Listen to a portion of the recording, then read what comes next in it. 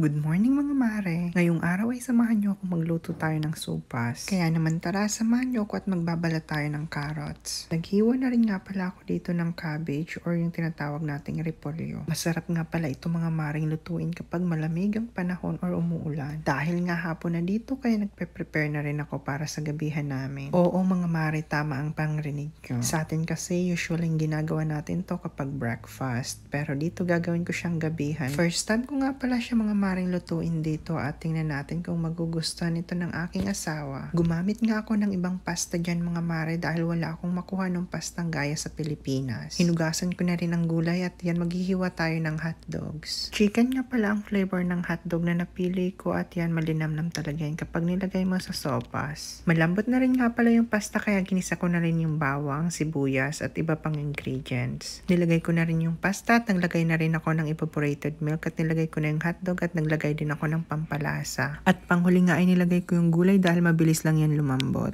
Kain tayo mga mare!